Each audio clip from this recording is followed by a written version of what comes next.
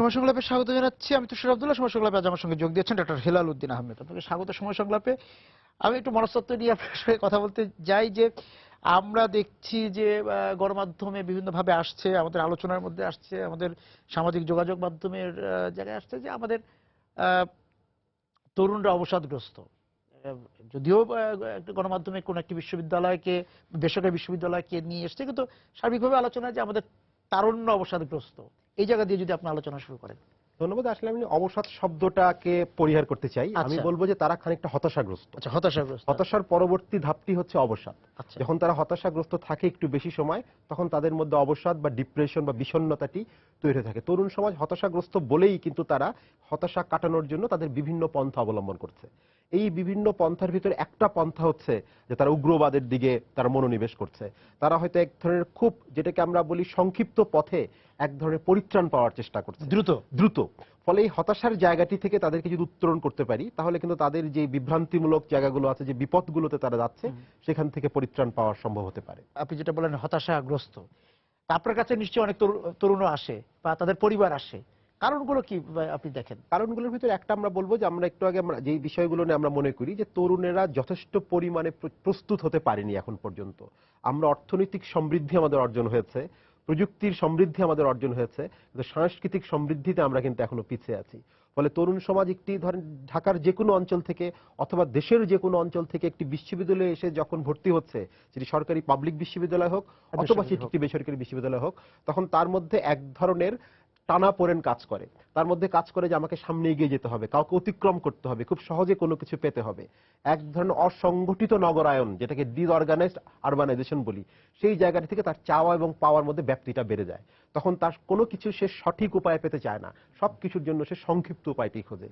এবং এই সংক্ষিপ্ত উপায়টি খুঁজতে যে সেই কিছুটা জিনিস আমরা বলবো ডিরেইলড হয়ে যায়, সে অপেক্ষা করতে চায় না, প্রকৃত উপায়ের জন্য অপেক্ষা করতে চায় না। তখন তার মধ্যে এক ধরনের হতাশা তৈরি হয় এবং অনেক ক্ষেত্রে সে দেখা যায় অন্যের সাথে তুলনা করে নিজেকে, যে ওর চাইতে আমি কেন পিছিয়ে আছি, তার চাইতে আমি কেন এগিয়ে থাকবো না, আমাকে কেন এটি পেতেই হবে। এই চাওয়া পাওয়ার ব্যাপ্তি থেকে তার মধ্যে কিন্তু হতাশা সার্বিকভাবে। আর এই যে যারা বিশ্ববিদ্যালয় পর্যায়ে পড়েন, হ্যাঁ, তাদের সমস্যাটা কি? তাদের কি ধরেন যে একটা হচ্ছে যে আমরা দেখি যে আপনি যেটা বললেন যে প্রাপ্তির ক্ষেত্রে, সেটা বস্তুগত প্রাপ্তি বা নানা রকম প্রাপ্তির ক্ষেত্রে হতে পারে। আবার হচ্ছে তাদের সম্পর্কের একটা টানাপোড়েন থাকে, একটা ব্যাপকভাবে। সেগুলো একটা পরিবারের সঙ্গে তাদের একটা বিচ্ছিন্নতা তৈরি হয়েছে এবং সবাই এখন এককভাবে চলছে, যে আগের মতো সাংগঠনিক তারা না। এ ব্যাপারে আমরা বলবো যে আমরা অনেক সময় কথায় কথায় তরুণদেরকে যখন আমরা সুপথে আনার জন্য আমরা বলি যে সমাজের এই করা উচিত, রাষ্ট্রের এই করা উচিত, কিন্তু আমরা সমাজ বা রাষ্ট্রের দিকে নয়, আমরা খুব ছোট্ট একটি প্রতিষ্ঠানকে গুরুত্ব দেই এক্ষেত্রে, সেটি হচ্ছে পরিবার। এই পরিবারটিকে যদি আমরা সুসংগঠিত করতে পারি, মাননীয় প্রধানমন্ত্রী কিন্তু একটি কথা বলেছেন যে আপনার সন্তান কোথায় যাচ্ছে, কার সাথে মিশছে, সেদিকে আপনি নজর দিন। সেক্ষেত্রে আমরা বলবো পরিবার এক্ষেত্রে অনেক ক্ষেত্রে তারা নজর দিতে যে তারা একটু হয় কোনো কারণে বেশি নজর দিয়ে ফেলে, অতি হয়ে যাচ্ছে, তখন সেই সন্তানগুলো খুব বদ্ধ অবস্থায় থাকছে এবং যখন বিশ্ববিদ্যালয়ে এসে প্রবেশ করছে তখন সে পুরোপুরি উন্মুক্ত হয়ে যাচ্ছে, তখন তার সব বাঁধ ভেঙে যাচ্ছে। দুটোই অতি শাসন দুটোই তার জন্য কিন্তু খারাপ করছে, কারণ বিশ্ববিদ্যালয় পর্যায়ে তাকে আর কোনো ধরনের শাসনের মধ্যে আনা যায় না, তখন সে অতি উশৃঙ্খলতার দিকে চলে যায়, অতি মানে স্বাধীনতা সে পেয়ে যায়। আবার যদি তাকে আমরা ছোটবেলা থেকে অতি স্বাধীনতা দিতে থাকি, তখন তার মধ্যে কোনো কিছুকে নিয়ন্ত্রণ করার ক্ষমতা থাকে না, ফলে দুটোই তার জন্য কিন্তু সমানভাবে দায়ী। এবং যে তরুণ হবার আগের ধাপের যারা, তারাও তো আপনার কাছে আসে, আমরা যেটাকে বয়সন্ধিকাল, হ্যাঁ বয়সন্ধিকাল, হ্যাঁ, সেখানেও যারা স্কুলে যাচ্ছে, তাদের সমস্যাটা কি দেখেন? তাদের সমস্যাটা আমরা দেখি, তাদের উপরে সত্য কথা বলতে আমরা তাদেরকে দেখি তাদের উপরে যে পরীক্ষার যে চাপগুলো থাকে, তাদের যে পঞ্চম শ্রেণীর পরীক্ষা যেটি ছিল সদ্য বাতিল হয়েছে, তাদের অষ্টম শ্রেণীর পরীক্ষা, তাদের এসএসসির পরীক্ষা, তাদের এইচএসসির বাতিল হয় না, সরকার বলছে হবেই, মানে সামনের বছর থেকে হয়তো বাতিল হচ্ছে। এই জায়গাগুলো থেকে আমরা বলি তারা কিন্তু মানে আমাদের মাননীয় শিক্ষামন্ত্রী কিন্তু বলেছেন যে এখন সবাই পরীক্ষার্থী, কোথাও শিক্ষার্থী নাই। মানে শিক্ষার্থীর সংখ্যা কমে যাচ্ছে, পরীক্ষার্থীর সংখ্যা বেড়ে যাচ্ছে, সকলেই পরীক্ষার্থী হিসেবে পরিচিত এবং সবাই এখন মানে প্রতিযোগিতার মধ্যে আসছে। এই জায়গা থেকে আমরা এই জিপিএ 5 জেনারেশন, যারা শুধুমাত্র জিপিএ 5 মুখী নিজের ক্যারিয়ার তৈরি করতে যাচ্ছে, সেই জায়গা থেকে আমরা বলি যে প্রকৃত শিক্ষা এবং স্কুল ভিত্তিক যে শিক্ষা, প্রাতিষ্ঠানিক শিক্ষা, সেই শিক্ষার বদলে তারা কিন্তু একটি সার্টিফিকেট ধর্মী শিক্ষায় শিক্ষিত হচ্ছে। ফলে সেই জায়গাটাতে স্কুলের যে পরিমণ্ডল এবং বাবা মার চাহিদার যে চাহিদাটি রয়েছে, আমার সন্তানকে খুব ভালো রেজাল্ট করতে হবে, জিপিএ 5 পেতে হবে, গোল্ডেন জিপিএ পেতে হবে, সেই জায়গা থেকে বেরোয় আসতে হবে, আমার সন্তান যেন সুসন্তান হয়, এই আশা তাদেরকে করতে হবে। এবং স্কুলের পরিবেশগুলো আপনি কিভাবে দেখেন? কারণ স্কুলের খবর তো আসে, আপনার নিজের ছেলেমেয়েও আছে, পাশাপাশি হচ্ছে যে যারা রোগী হিসেবে আসে বা সমস্যা নিয়ে আসে। স্কুলের ক্ষেত্রেও সে একই জিনিস। স্কুলগুলোর লক্ষ্য এবং উদ্দেশ্য কিন্তু এখন হয়েছে জিপিএ 5 তৈরির কারখানা। এটা খুবই সত্য কথা। স্কুলগুলো মনে করে, এবং বিজ্ঞাপনগুলো তো দেখবেন 2014 সালে 97 জনে 96 জন জিপিএ 5, এটি কিন্তু স্কুলের সাফল্যের একমাত্র ইন্ডিকেটর হিসেবে ধরা হয়, সূচক হিসেবে ধরা হয়। ফলে স্কুলগুলো কিন্তু এই পরীক্ষা কেন্দ্রিক, রেজাল্ট কেন্দ্রিক হয়ে যাচ্ছে। একটি সন্তানের উৎকর্ষ সাধনের জন্য যা যা করা উচিত, স্কুলে যে এক্সট্রা কারিকুলার অ্যাক্টিভিটিস থাকা উচিত, খেলাধুলা করা উচিত, সেগুলো কিন্তু বিজ্ঞাপনে তারা দেয় না। শুধু খুব পরীক্ষার বেশি। ফলাফলই তো শুধু আর পরীক্ষার শিক্ষা না। ফলাফলটিকেই তারা খুব গুরুত্বপূর্ণ মনে করে। এটি কিন্তু আসলে প্রকৃত শিক্ষা নয়। প্রকৃত সেখানে, এবং সেই জায়গা থেকে, এবং তারই ধারাবাহিকতা আমরা দেখছি যে এই মানে গত যদি 10 বছর আপনি দেখেন, তারাই তো বিশ্ববিদ্যালয়ে গিয়েছে। তারাই বিশ্ববিদ্যালয়ে গিয়েছে। এখন বেসরকারি বা সরকারি যে বিশ্ববিদ্যালয় বলি তারাই গিয়েছে। এবং বিশ্ববিদ্যালয় পর্যায়গুলোতে আগে যেই ধরনের বিষয়গুলোর চর্চা হতো, সাংস্কৃতিক চর্চা হতো, সামাজিকতার চর্চা হতো, কোনো কোনো ক্ষেত্রে আমরা বলবো রাজনৈতিক চর্চা হতো, সেই চর্চাগুলো কিন্তু এখন বন্ধ আছে। এখন বিশ্ববিদ্যালয়গুলো গর্ব করে রাজনীতি মুক্ত বিশ্ববিদ্যালয় হিসাবে, কিন্তু বিশ্ববিদ্যালয় রাজনীতি মুক্ত বিশ্ববিদ্যালয় আসলে কোনো গর্বের বিষয় না। পৃথিবীর প্রতিটি রাষ্ট্রে কিন্তু বিশ্ববিদ্যালয়ে ছাত্রদের রাজনীতি না হলেও সংগঠিত হবার সুযোগ রয়েছে। ফলে সেই সুযোগ থেকে তারা বঞ্চিত। তখন তারা আরো বেশি একা হয়ে যাচ্ছে, এবং একা একজন মানুষকে বিভ্রান্ত করা খুব সহজ। ফলে তারা সহজেই বিভ্রান্ত হচ্ছে। যখন তারা সমষ্টিতে থাকে তখন কিন্তু তারা একটি বিভ্রান্ত হওয়ার সুযোগ কম থাকে, কিন্তু যখন তারা একা একা থাকে তখন তাদের বিভ্রান্ত হওয়ার সুযোগটি বেশি থাকে। এই যে একা থাকা মানুষগুলো আপনার কাছে আসে, নিয়মিত ভাবেই হয়তো আসে, এই যে একা থাকা, হতাশা, অবসাদ, একদম চরম পর্যায়ে, সেগুলি থেকে কিন্তু আবার আরেকজনের আসক্তিতে জড়িয়ে পড়ে। আসক্তি নানা রকম, শুধু যে মাদকের আসক্তি তা না, নানা রকম আসক্তিতে জড়িয়ে পড়ে। সেক্ষেত্রে আপনি কি দেখছেন এই আসক্তিগুলো? আসক্তির ক্ষেত্রে আমরা বলবো দুই ধরনের আসক্তি আমাদের কাছে এই পরিমাণে খুব বেশি আসে। বাবা মারা যেটি নিয়ে আসেন যে আমার সন্তান ইন্টারনেট, মোবাইল, ট্যাব, ল্যাপটপ প্রতি পরিমাণ আসক্তি, এটি হচ্ছে আমাদের কিশোর কিশোরীদের বাবা মারা সবচেয়ে বেশি আসে। মানে যে বয়সন্ধিক সময়ে তারা খুব বেশি এই ধরনের প্রযুক্তির প্রতি তাদের আসক্তিটা বেশি থাকে, এবং সেক্ষেত্রে তারা অনেক সময় প্রযুক্তির সদ্ব্যবহার করতে না পারলে, প্রযুক্তির ব্যবহার তারা করতে না পারলে তাদের আচরণের পরিবর্তন দেখা যায়। তখন তার বাবা মারা আমাদের কাছে নিয়ে আসে। আরেকটি আসক্তি যেটি হচ্ছে মাদকাসক্তি, তারা মাদকের প্রতি আসক্ত হয়, সেটি বাবা মাদের একটি কিন্তু খুব গুরুত্বপূর্ণ ইস্যু, এবং তারা অনেক সময় মনে করে সন্তান মাদকাসক্ত হয়েছে মানে তার সবকিছু শেষ, তখন তারা আমাদের কাছে নিয়ে আসে তার চিকিৎসার জন্য। এর বাইরে আরো কিছু আসক্তি আমরা বলবো যে কখনো কখনো তারা কোনো সংগঠনের প্রতি আসক্ত হয়, কখনো কখনো তারা বিভ্রান্তিমূলক কোনো বিশ্বাসের প্রতি আসক্তি হয়, প্রচারণার বিষয়। এই আসক্তিগুলো কিন্তু তাদেরকে অনেক সময় অনেক ক্ষতির কারণ করে ফেলতে পারে। এবং সেই জায়গা থেকে ওই যে আপনি যেটা বললেন যে একা মানুষকে ভিন্ন পথে নিয়ে যাওয়া সহজ, হ্যাঁ, বা দলে টানা সহজ। আর যারা সমষ্টির ভিতরে থাকে, সমষ্টি যদি ভালো হয়, তার যে সার্কেল আছে সেটি যদি ভালো হয়, তবে তাকে কিন্তু খুব সহজে মোটিভেশন করা যায়। সেখানে একটা মানে বিতর্কের চর্চা আছে, চিন্তার চর্চা আছে, সে কোনটা করবে কি করবে না, কারোর সঙ্গে সে নিজের মতটাকে মিলিয়ে নিতে পারে কিনা, এই জায়গাটি। এই যে বিচ্ছিন্নতা যে আমাদের তৈরি হলো, একটা সময় তো এরকম ছিল যে আমরা বিচ্ছিন্ন চেয়েছিলাম যে একক পরিবার হোক, যৌথ পরিবার থেকে একক পরিবার হোক। এটাকে আপনি ওইভাবে দেখবেন মানে এই জায়গা থেকে যে আমরা একক হওয়ার পর থেকে সমস্যাগুলো? না, একক হওয়াটাকে আমি খুব সমস্যা বলে মনে করি না। কারণ আপনি সামাজিকভাবে আমরা খুব বেশি সমস্যা বলতে পারি না। সবকিছুরই কিন্তু ভালো দিক মন্দ দিক দুটি রয়েছে। যদি আপনি বৈশ্বিক প্রেক্ষাপটের দিকে তাকান, পৃথিবীতে 700 কোটি মানুষ, যদি আমরা আমাদের প্রকৃতির কথা চিন্তা করি, আমরা তাহলে কিন্তু 700 কোটি মানুষ একজন নারী পুরুষ থেকে তৈরি হয়েছে। আমরা আলাদা হয়েছি, এবং আলাদা হওয়াটাই বিজ্ঞানসম্মত। বিজ্ঞান আমাদেরকে আলাদা করেছে, সমাজ এবং সভ্যতা আমাদেরকে আলাদা করেছে। আমরা একটি গুহার ছাদের নিচে 700 কোটি মানুষ একটি গোত্রের মধ্যে নাই, আমরা ভালো হয়েছে, আলাদা হয়েছে। এটির একটি বিজ্ঞানসম্মত ব্যাখ্যা আছে। মানুষ নিজেকে স্বতন্ত্র বোধ তৈরি করেছে নিজের ভেতরে, এবং তার মধ্যে অটোনমি তৈরি হয়েছে। এটি কিন্তু একটি গুরুত্বপূর্ণ দিক, এবং একটি পজিটিভ দিক একক ফ্যামিলি, ইউনিটারি থাকার। আর সংঘবদ্ধ থাকার একটি গুরুত্বপূর্ণ হচ্ছে যে অন্যের সমস্যা আর একজন বহন করতে পারে, বা আরেকজনের সমস্যা সে সমাধান করার ক্ষেত্রে কিছু ভূমিকা রাখতে পারে। প্রত্যেকটি দিকেরই খারাপ ভালো দিক আছে। সুতরাং এই যৌথ পরিবারের ভালো দিক আছে, ফলে মানে একক ফ্যামিলি বা একা থাকাটাকে একমাত্র সমস্যা বলে মনে করি। সেখানে সমস্যাগুলো কি কি তৈরি হচ্ছে যে যখন সে একজন স্বামী স্ত্রী এবং তার 2 সন্তান বা 1 সন্তান নিয়ে তারা পরিবার গঠন করছে এবং থাকছে, সেই জায়গার সমস্যা এবং যৌথ পরিবার, দুইটা সমস্যা, দুই জায়গারই হয়তো সমস্যা আপনার কাছে আসে। সেখানে যদি আপনি তুলনা, যখন একক পরিবারের সমস্যাটা থাকে তখন আমরা দেখতে পাই একক পরিবারের যে পারিবারিক কাঠামোর যে কিছু সম্পর্কগুলো রয়েছে, অপরের প্রতি সম্মান করা, আরেকজনের সমস্যাকে নিজের সমস্যা বলে মনে করা, নিজেকে খানিকটা অংশীদারিত্ব, সেই জায়গাটি খানিকটা কম থাকে। তখন কিছুটা তারা সেলফ সেন্টার্ড হয়ে থাকে। এটিকে একটি আমরা সমস্যা বলে মনে করি। আর যৌথ পরিবারের সমস্যার ভিতরে রয়েছে, অনেক সময় দেখা যায় যৌথ পরিবারের ক্ষেত্রে অনেক সময় কিছু ক্ষুদ্র স্বার্থের হানির কারণে একে অপরের মধ্যে হিংসা, অপরের মধ্যে কিছু বৈরিতার জন্ম নেয়। এই বৈরিতাও কিন্তু সন্তানের মধ্যে ভবিষ্যতের জন্য একটি বৈরিতার বীজ বপন করে। তখন যখন সে পরিণত বয়সে যায়, এই বৈরিতার বীজ থেকে কিন্তু সে বের হয়ে আসতে পারে না। ফলে যৌথ পরিবারের এই বৈরিতার সম্পর্কগুলো যদি থাকে, সেটি কিন্তু একক পরিবারের একক থাকার যে সমস্যা তৈরি হয়, তার চেয়ে কোনো অংশেই খুব তাহলে ভালো আমাদের বলা এই যে যাবে এখন না। যে মানে পারিবারিক যে চর্চা আছে, পারিবারিক যে আমাদের অভ্যাসটা আছে, যাপিত জীবন, সেইটার সঙ্গে স্কুল এবং বিশ্ববিদ্যালয় বা শিক্ষাঙ্গনের তো একটা সম্পর্ক আছে। সেই সম্পর্কে আছে না নেই? আমরা কি জানি যে আমাদের সন্তানরা স্কুলে যাচ্ছে, বিশ্ববিদ্যালয়ে যাচ্ছে, সেখানে সেই তাকে পড়ালেখা কি করা হচ্ছে, তার বন্ধুকে সে কতক্ষণ কোথায় সময় কাটাচ্ছে, সেই জায়গায় কি আপনি একটা দূরত্ব পান? এই জায়গায় আমরা বলবো যে আমাদের কোয়ালিটি এবং কোয়ান্টিটি দুটো শব্দ আছে। জি। একটি গুণগত মান, একটি পরিমাণগত মান। পরিমাণগত মানে আমার বাবা মারা খুব খুশি থাকে। তারা মনে করে আমার সন্তান একটি খুব বিখ্যাত বিশ্ববিদ্যালয়ে পড়ছে, এতেই আমি খুশি। আমার সন্তান একটি খুব ভালো বিষয়ে পড়ালেখা করছে, এতেই আমি খুশি। কিন্তু গুণগত মানের দিকে কিন্তু তাদের নজরটি কম। আমি বাবা মাকে গুণগত মানের দিকে নজর দেওয়ার চেষ্টা করবো, যে আমার সন্তান বিশ্ববিদ্যালয়ে পড়ছে, সেই বিশ্ববিদ্যালয়ের মান কি সেটা বড় কথা না, সে ওখানে কিভাবে তার জীবনটাকে যাপিত করে, তার জীবন যাপনের মান, তার শিক্ষার মানটা কিরকম হচ্ছে, সেটার দিকে বাবা মার চর্চা করতে হবে। আমার সন্তান কোন বিষয়ে পড়ছে সেটা বড় ব্যাপার না, যে বিষয়টি পড়ছে সেই বিষয়ে তার দক্ষতা অর্জন হচ্ছে কিনা, সেটি কিন্তু খুব গুরুত্বপূর্ণ বিষয়। খুব ভালো একটি বিষয়, খুব চাহিদা সম্পন্ন একটি বিষয়, সে যদি ভালো ফলাফল না করে, তাহলে তার ওই ভালো বিষয়ে পড়ার কোনো গুরুত্ব থাকে না। এবং এই যে বিষয়ে পড়ছে সেই বিষয়ে তার লক্ষ্যটা কি, তার কতদূর লক্ষ্যটা যেতে কি চায়? হবে, সে যেতে চায় কিনা, এবং এই বিষয়ে পড়ার চাহিদা তার রয়েছে কিনা, নাকি এটা বাবা মার চাহিদা। বাবা মার চাহিদায় সে পড়ছে না নিজের চাহিদায় পড়ছে। আমরা এই জিনিসটি কিন্তু প্রায় এই সংকটের মধ্যে পড়ি, যে সন্তান আসে বলে যে আমি এটা পড়তে চাইনি, আমার বাবা মা বাধ্য করেছে আমাকে। হ্যাঁ, সেটা আমরা দেখি যে এটা তো আসলে আমার, যদি একটা বিষয় বলি তুমি এই বিষয়ে কেন পড়েছো, বলবে যে এটা তো আমার বাবা মা পরিবার চেয়েছে বা বাবা মা চেয়েছে, বাবা মা আমি আসলে পড়তে চেয়েছিলাম এই বিষয়ে, সেটা ঠিক।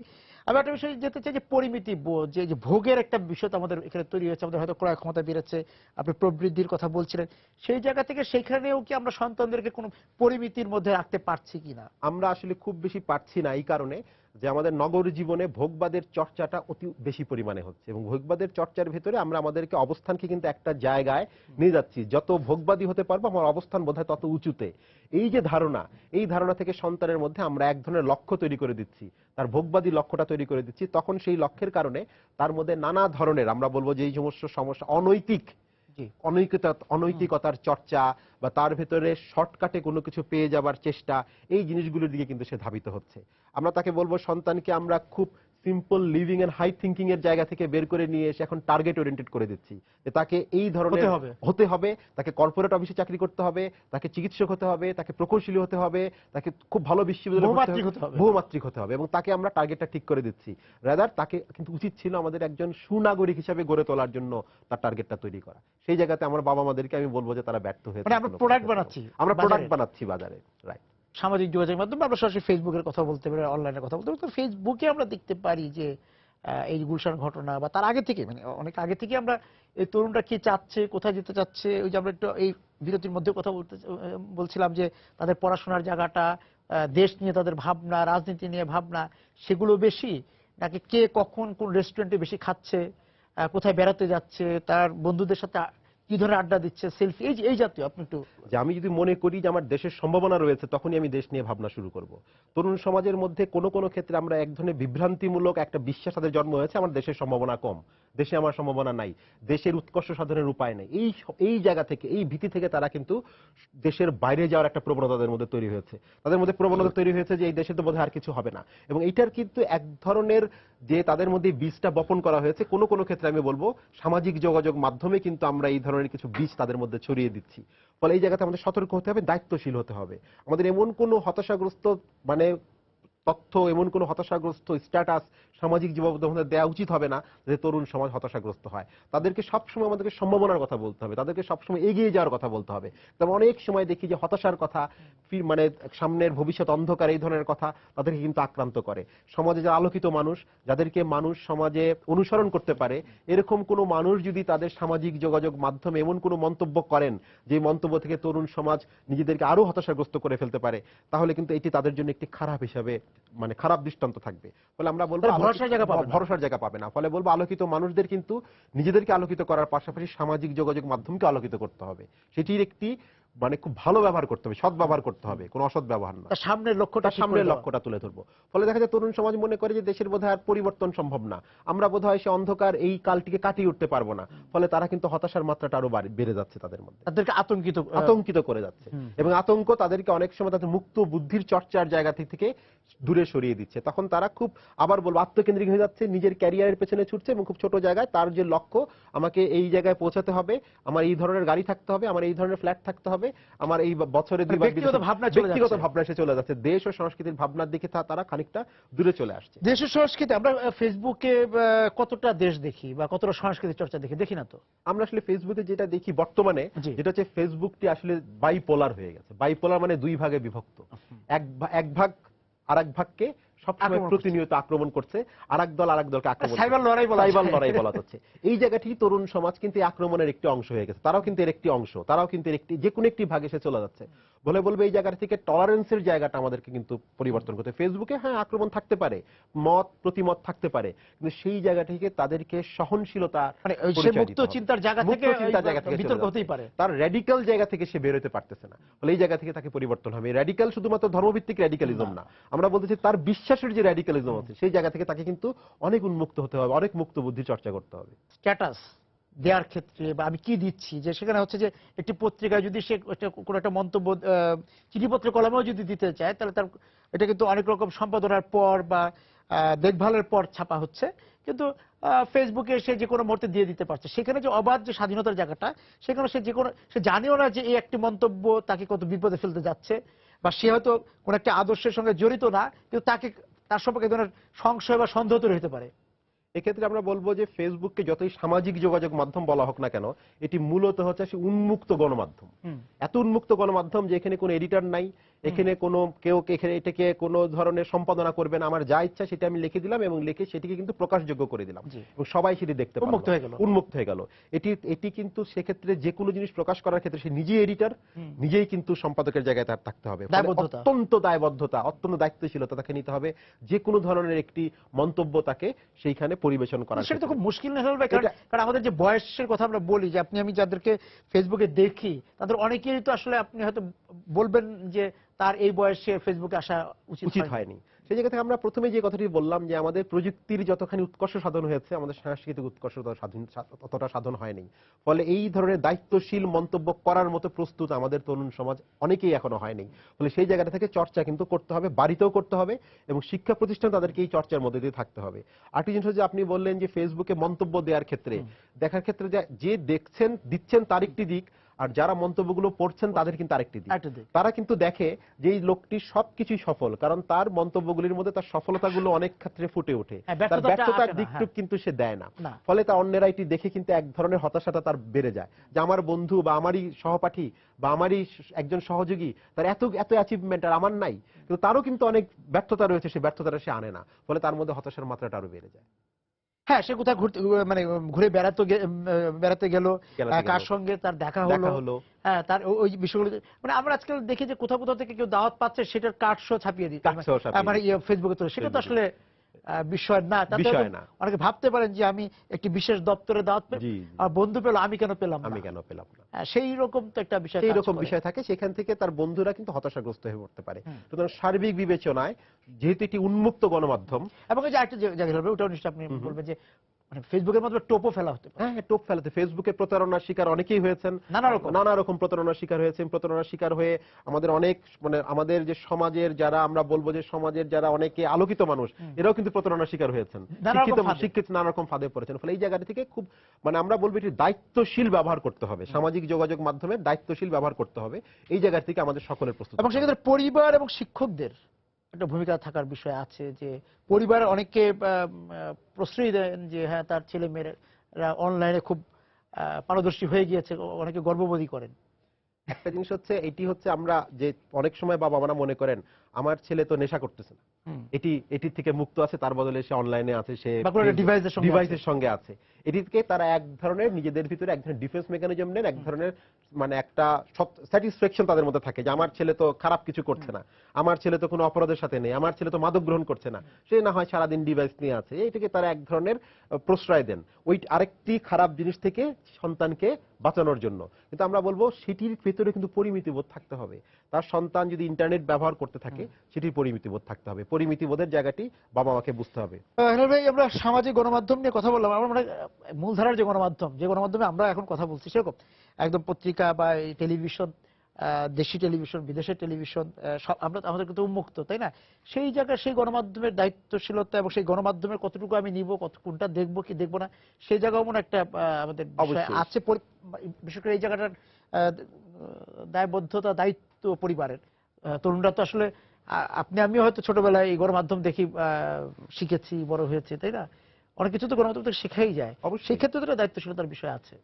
এই মূলধারার গণমাধ্যমগুলো তো সুপারভাইজড, ফলে সেখানে একজন সম্পাদক থাকেন যিনি এটিকে সম্পাদনা করেন এবং সেটিকে পাঠকের উপযোগী করে সেটিকে পরিবেশন করেন বা দর্শকের উপযোগী করে পরিবেশন করেন।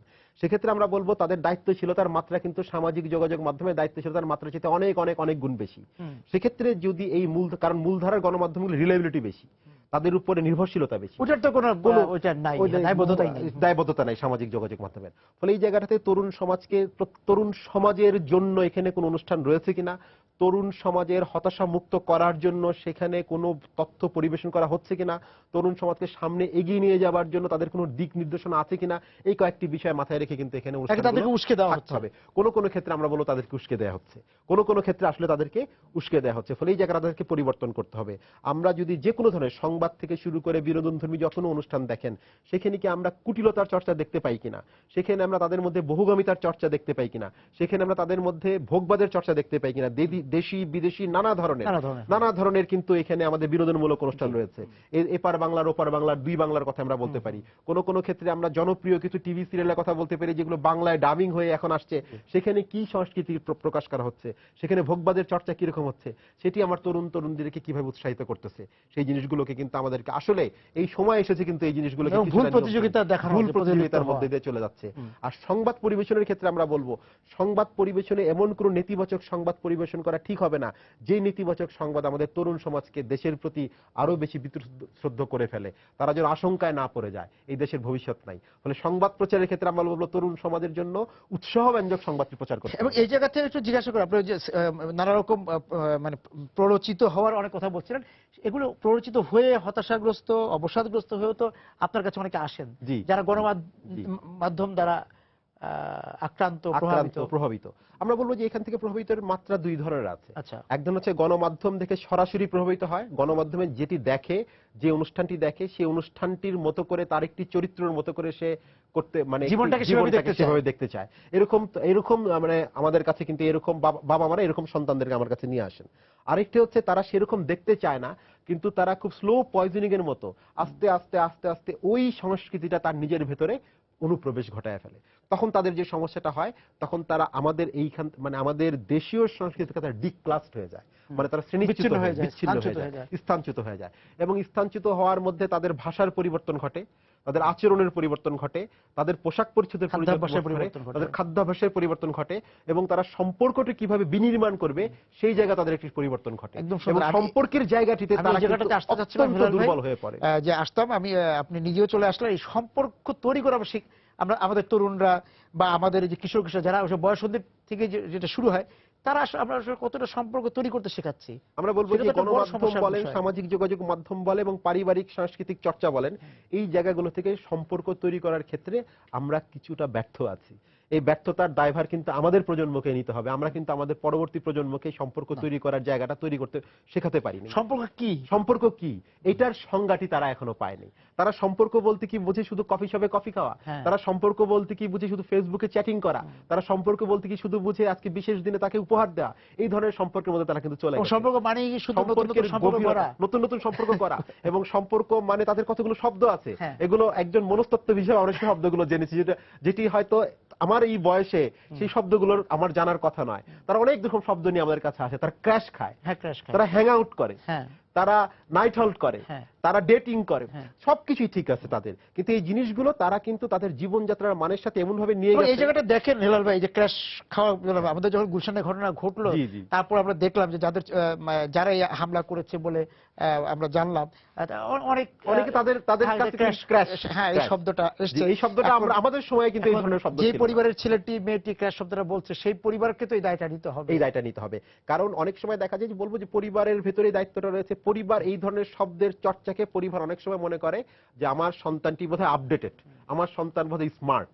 এই জায়গা থেকে তারা যেই একটা অসুবিধায় পড়ে যায়, যে এই শব্দ চয়নের ক্ষেত্রে, এই শব্দগুলো তো আমার সংস্কৃতির শব্দ না, এই শব্দগুলো তো আমাদের জন্য না, এগুলো অনুপ্রবেশিত শব্দ, এগুলো আমাদের মধ্যে প্রবেশ করেছে। ফলে এই জিনিসগুলো থেকে কিন্তু আমাদেরকে বিচ্যুত হতে হবে। এই ধারণা, এই কন্টেন্ট, এই জায়গা থেকে আমাদেরকে বের হয়ে আসতে হবে তরুণ সমাজ। এবং সেই জায়গাতে ওই যে আবারও পরিবারের বাবা মার উপর তো সবচেয়ে বড়, অভিভাবকদের উপর দায়িত্ব যে সম্পর্কটা তো গড়ে দিবেন তারা।